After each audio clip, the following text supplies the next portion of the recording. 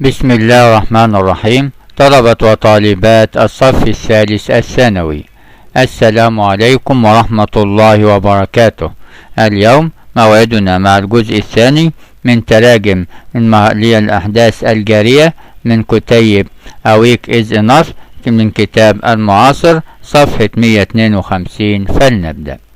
اللينة 16: تستخدم الطاقة الشمسية لتوليد الكهرباء في محطة الطاقة العملاقة في صحراء مصر الغربية شمال أسوان. نشوف الترجمة الصحيحة مع بعض. طبعا هي بقولها north of أسوان، يبقى north أسوان غلط، northern of أسوان غلط. طبعا هي generate electricity توليد الكهرباء وليس electronics اللي هي الكترونيات، وبالتالي الترجمة السليمة هتبقى عندي letter C اللي قال فيها solar energy is used to generate electricity in the giant power plant. طبعا هنا plant معناها محطة، يبقى giant power plant اللي هي محطة الطاقة العملاقة in the western desert of Egypt north of أسوان. نشوف الترجمة رقم 17. أن علينا أن نهتم بالمشروعات الإنتاجية لكي تزداد صادراتنا وتزداد فرص العمل ونرفع مستوى المعيشة. نشوف برضو الإجابة. طبعا بقولها we have to pay attention وليس belay attention وليس make attention، دولت غلط، وليس pay attraction لأنها attention اللي هي انتباه، أما attraction دي طبعا شد أو جذب. الترجمة الصحيحة عندي هتبقى letter C اللي قال فيها we have to pay attention to productive projects، طبعا اللي هي المشروعات الإنتاجية in order to increase our exports, increase job opportunities and raise the standard of living ورفع مستوى المعيشة. رقم 18: يجب أن يوجه البحث العلمي لحل مشكلات المجتمع مثل التكدس المروري والتلوث والتسرب من التعليم. طبعا سكول دروب اوت اللي هو التسرب من التعليم. نشوف مع بعض الإجابة. طبعا هنا هي pollution اللي هي التلوث، أما pollination ده اللي هي التلقيح بتاع النباتات، لأن pollination اللي هي بول نفسها اللي هي حبوب اللقاح، فده التلقيح بتاع النباتات، فدي طبعا هتكون غلط. طبعا هي مبنية المجهول should be directed وليس should be direct، لا هنا يجب أن تكون موجهة، يبقى دي برضو هتبقى غلط.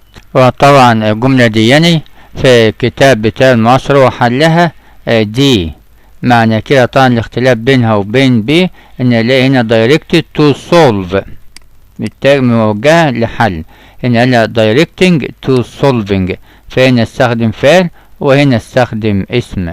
فطبعا انا عشان اكون صريح معاكم ما قرأتش قبل كده directed to بيجي بعدها الجيرند، انما لو انا هستخدمها directed to solve عشان اجيب بعد to المصدر، لان مثلا ما زي accustomed to look forward to انا ما قرأتهاش قبل كده، فبرضه بنسيبها للنقاش المفتوح. لكن قلت هو المعاصر جابها letter D، معنى كان هو بيعيد ان يجي بعد directed to اسم او جيرند. ننتقل بعد كده للجملة رقم 19.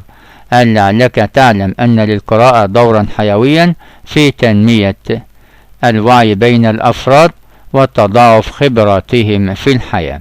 نشوف برضو الترجمة الصحيحة مع بعض. أنا عندي experts اللي هي خبراء، عايزين experiences اللي هي خبرات أو experience.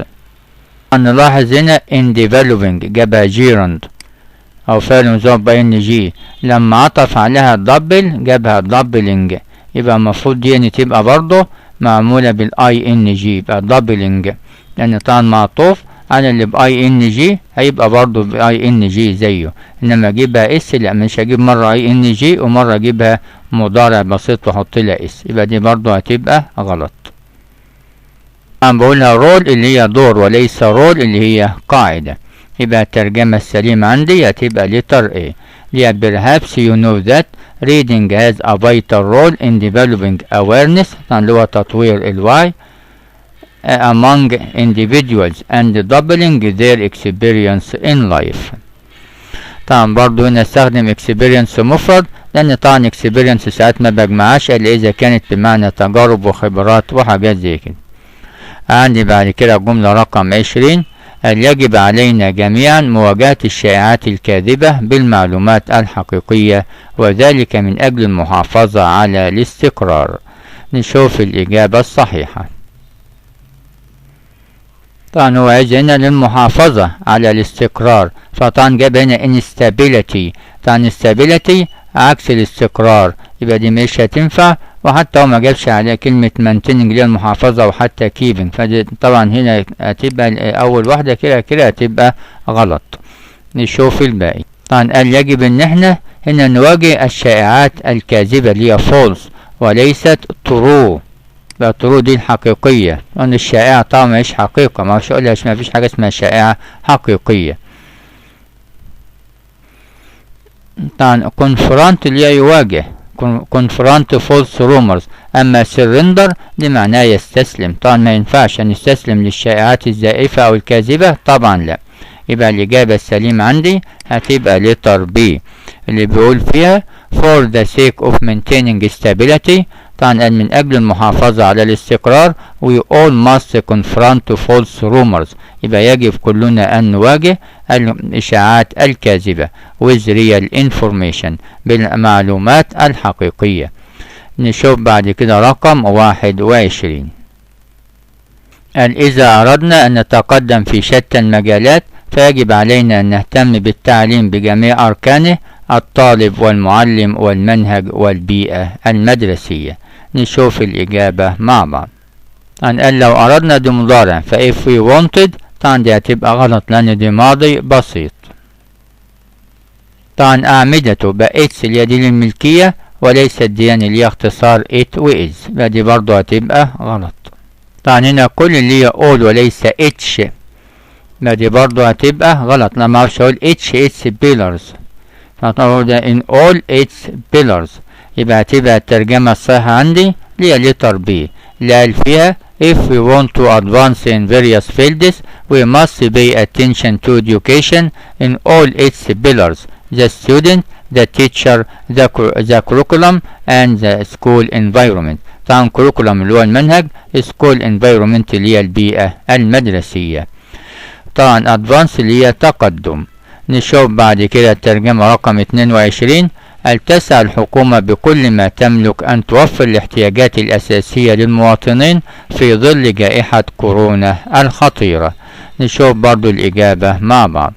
بكل ما تملك ممكن أقولها does its best، فطبعا هنا doing its good، لا بقولها doing its best، أما good طبعا هتبقى غلط. هنا برضو كلمة dangerous ما جاتش، المفروض اللي هي طبعا جائحة كورونا الخطيرة، يبقى أقول لها ذا دينجرس كورونا بانديميك. طبعا بانديميك اللي هي جائحة، طبعا هنا ما جابش كلمة بانديميك اللي هي جائحة، يبقى دي برضو الترجمة ناقصة، يبقى دي برضو ما تبقاش مظبوطة. هي بيسك نيدز اللي هي الاحتياجات الأساسية وليس بيسكس اللي هي الأساسيات، يبقى دي هتبقى غلط. يبقى الترجمة الصحيحة letter D اللي قال فيها the government is doing its best to provide the basic needs فالاحتياجات الأساسية of the citizens للمواطنين during the dangerous corona pandemic. نشوف رقم 23. هل تساعدنا الأشجار على أن نعيش في بيئة نظيفة صحية؟ فالأشجار تمتص ثاني أكسيد الكربون وتنقي الهواء. نشوف برضو الإجابة. عشان نعرف من البداية الفعل اللي هو help ده يجي بعد منه مفعول والمصدر بدون تو أو المصدر بتو، يعني trees help us live دي صح، trees help us to live دي صح، أما help us living غلط، help us to living غلط. يبقى المقارنة تبقى عندي ما بين سي ودي. أنا قال لنا trees absorb carbon dioxide، الأشجار تمتص اللي هي absorb وليست سوق معناها تنقى، يبقى دي هتبقى غلط.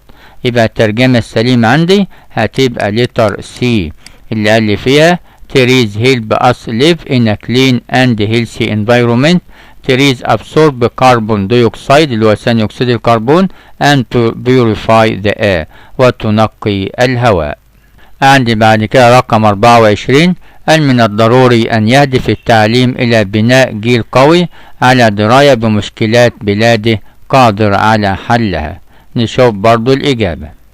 هنا aims to build المصدر وليس aims to كل هنا جه بعد منها المصدر aims to build a strong generation. كل ده صح.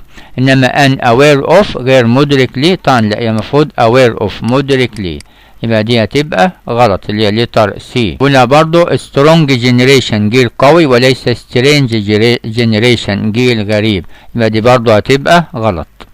طبعا هنا of their country اللي هي بلده، هنا قال لها اتس مش حتى لو عدينا دي يعني انا لقينا solve it، هي طبعا هنا مشاكل problems وليست مشكلة واحدة، فتبقى المفروض solve them، يبقى دي هتبقى غلط.